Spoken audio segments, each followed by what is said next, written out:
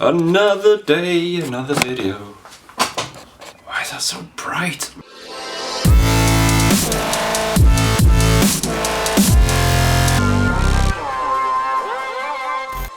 So before I start today's video, I just want to say a huge thank you to today's sponsor, which is Raid Shadow Legends. Now with these sponsors, I can get enough funding to actually finish the CB750 project, and that is exactly what we need. It's the content you guys need to see, is that bike finish. So again, a massive thank you to Raid Shadow Legends. Now forget about everything you know about role-playing games on mobile devices. Raid Shadow Legends is probably quite an ambitious game. It's the most ambitious that you've seen for 2019. I've been playing it for a couple of weeks now and I'm pretty hooked to it. It's got such an addictive nature that the more you battle, the more you increase in power. I mean, check out the graphics on here. From what I've seen playing it on here, it can only be compared to sort of massive PC games that you see out there. The attention to detail, the graphics is superb. The rain and everything, it just looks so realistic. If you want a game that you can seriously immerse yourself into, check this out. It's got a tremendous storyline that goes with it as well, but it's not all about storylines. You can do player versus player, and there's several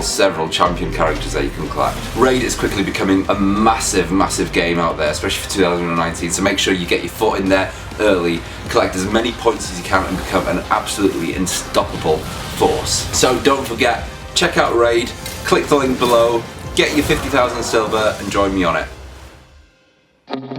Another day, another video, and whilst we're waiting for more electrical stuff for the CB750 for next week's video, which you'll be glad to hear, a lot of people have been asking me about the CB750, where is it? Well, we're still waiting for a little bit, so we're waiting for the Mig Gadget M-Lock and a few little things like that just to make the CB750 a little bit neater, and then once we've got those we can then deposit the seat and everything like that. Really not much work to be done that. I know I keep on saying it, but there isn't much, and I've kind of lost my voice today, which is why I've got a croaky, deep voice today. But nonetheless, here is a video today of the type of clothing and protective gear that I personally wear with cafe races.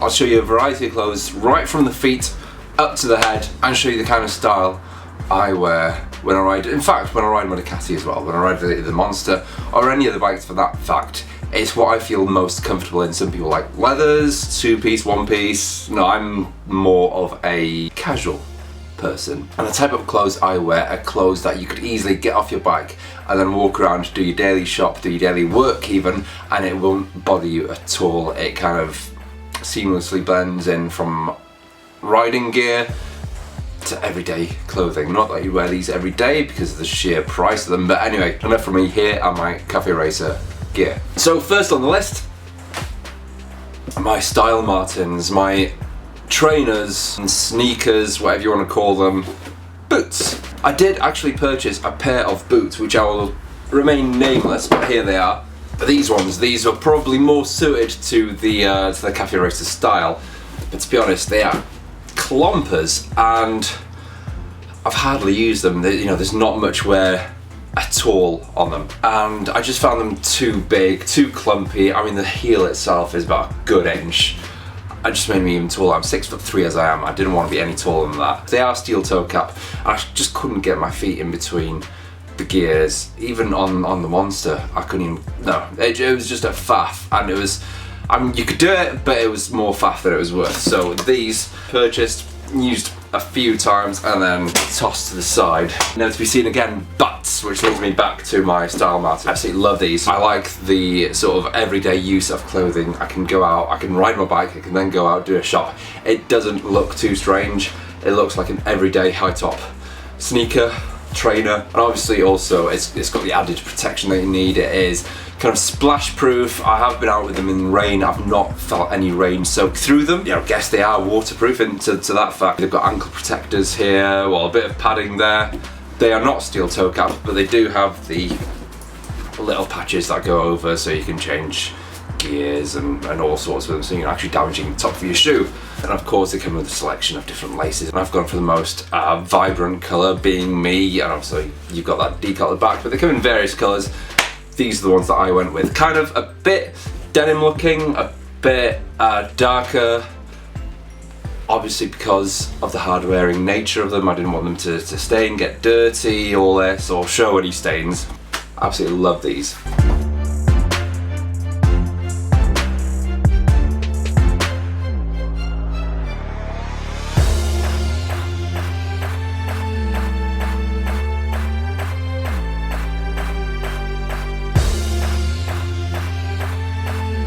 Can't make a video without a cup of tea. So that leads me to going up the legs, not in a provocative way. And my jeans, my jean of choice. It's only been recently I've started wearing Bullet jeans. Bullet, and you can also see from the label on the back. Now Bullet are a British brand. Now, I have worn several different brands of jean in the past. And Bullet to me cover all areas. There's a bit of padding in them. I have worn other jeans which are kind of thinner, but then because of them being thinner by nature, you then have to put knee pads in. These don't have knee pads in, they have the optional extra of putting knee pads in, but they do have the added padding that you need. They aren't Kevlar, these are Kobek. So Kobek, from what I understand, has a higher abrasion point than Kevlar itself, which means that you can skid for a little bit longer before it actually breaks through the material into skin, which is always good. What I do like about these is, again, because of the extra padding that you get in this, they're not bulky, they're not by any means bulky. When I say there's extra padding in them, it doesn't make you look like a Michelin man when you're walking about. But it gives you that extra layer of warmth in winter, and actually in summertime it actually keeps you that little bit cooler as well. Don't ask me how, but it does. Wearing these jeans compared to other jeans that I've done in the past, these actually keep you quite refreshed. Now of course these are stretchy, and usually I'm a 34 waist. These are a 32 waist and they actually fit me really well. The fit on these are amazing. You can always go to a store, try them on, or try them online and send them back if they're not the right size. But for me, from my experience, a 32-inch waist fitted in these fitted me, whereas I'm usually a 34-inch waist. Now, and another thing I like about these as well is the style of them. They are quite slim fit at the bottom, lovely bit of stitching and decals on it, and it's just an all-round good jean. The fit is good.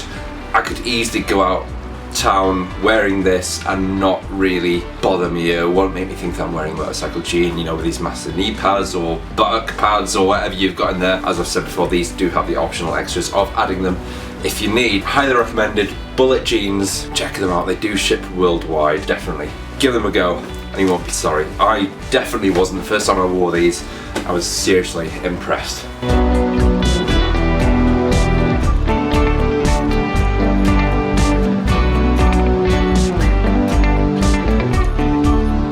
Going up to the jacket, a lot of people have been asking me about this jacket. Whenever you've seen me riding, whenever I've been doing motovlogs or anything like that, there's always a huge interest in this jacket. Now this jacket is, I don't know if you can see it there, but anyway, there's a better thing in there.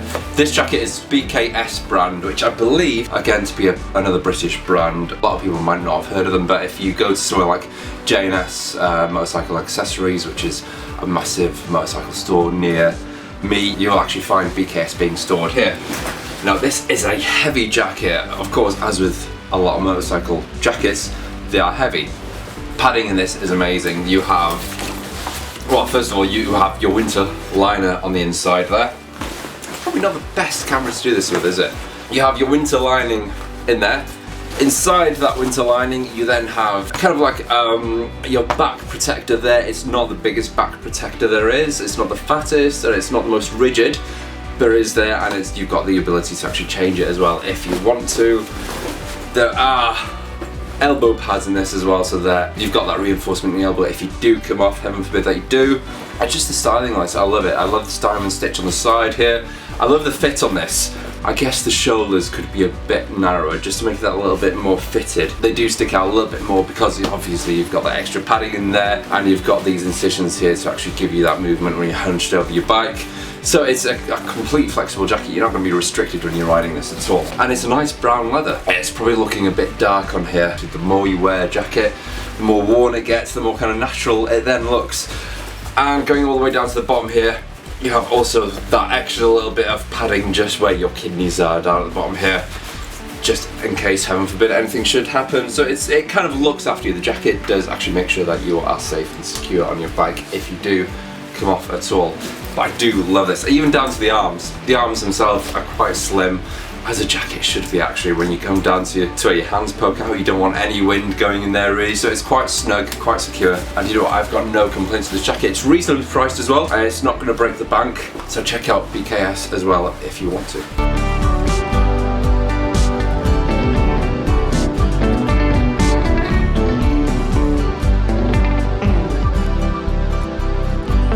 I'll go back down a little bit to my hands, and these are my gloves of choice. I've got a set of Furygan gloves. The link and the specific name will be down in the description down below, as with everything else. Can't go wrong with this brand. It's just so comfy. It feels like second nature. Again, I've worn a lot of gloves in my time. They always feel quite bulky. These don't. The finish on them are amazing as well. To match the jacket, it's got the diamond stitch pattern there. You've got the knuckle protector on the top. You've got extra padding down on your palm here in case you do come off, and use your hand to protect your fall. These I'd probably say are more mild weather riding, because they are a little bit thinner than obviously your winter gloves. They are for the milder weather. I have ridden these in sub-zero temperatures, and wind does get through a little bit. You've got the perforations at the front here just to keep your hands cool, and the icy cold wind does go through. So for milder weathers and even summer riding, these are great. You know, you don't need summer gloves when you've got these, because they just keep your hands aerated, they don't get too stuffy, and the mobility in them. I've got big hands, I've got some very strange hands. I've got long fingers and then a long thumb, and I find it hard to find a glove where the thumb actually goes down far enough for me to actually grab the throttle. Usually that causes me really big discomfort. But I love these gloves. I can't say anything bad against them. Again, a beautiful brown colour that goes with the rest of my gear, and it's got a vintage look to it. Amazing.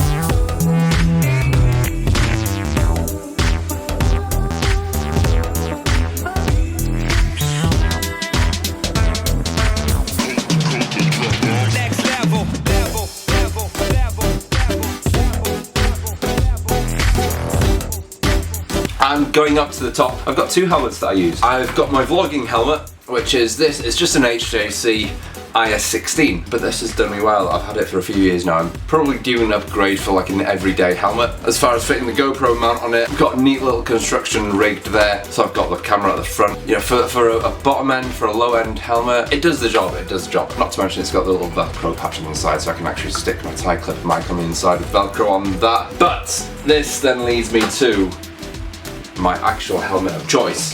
The one that I'm really loving at the moment, which you may have seen a video a while ago that I did, is my Biltwell. This is the Biltwell Gringo S.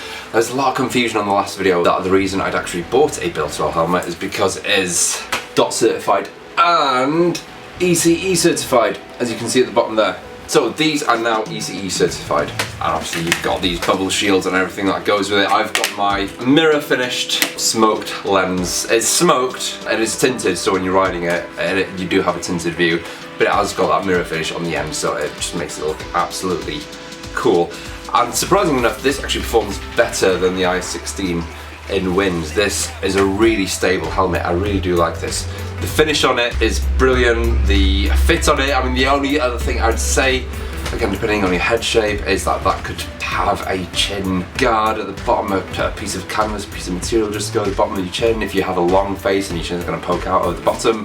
But that's when a neck tube comes in handy, because you can pull that up and use that as your own shield. That is the only criticism I would have with this helmet. But to suit a cafe racer style, this is definitely one I would recommend. Of course, you've got the Bell Bullet as well that you could look into. As I've said previously, my choice over the Biltwell, over the Bell Bullet, is the size of this aperture here. Bell Bullet goes a lot lower, so you've got like a thin chin bar and it's nearly an open face helmet. That was my choice for not going for the Bell Bullet.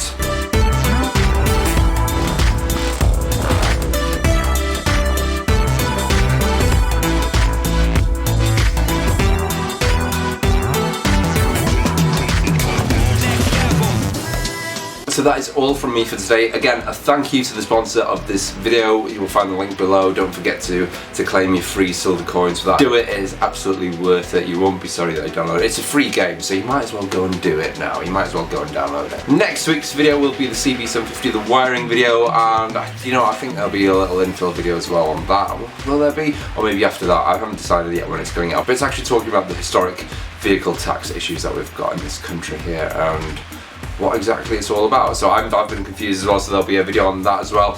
So if you like what you see, subscribe. There'll be more on the GS550, more riding videos on the CX500 once this rain has gone out of the way. It's just raining constantly. We had a beautiful February, now it's just raining. Typical. Subscribe, follow me on Instagram, there's daily snaps on there. There's more content on Instagram than what you'll find on YouTube. And also visit fortheboldindustries.com if you want to find any merchandise and support this channel. It'd be great. So until the next video, ride safe, stay safe, and I'll see you then.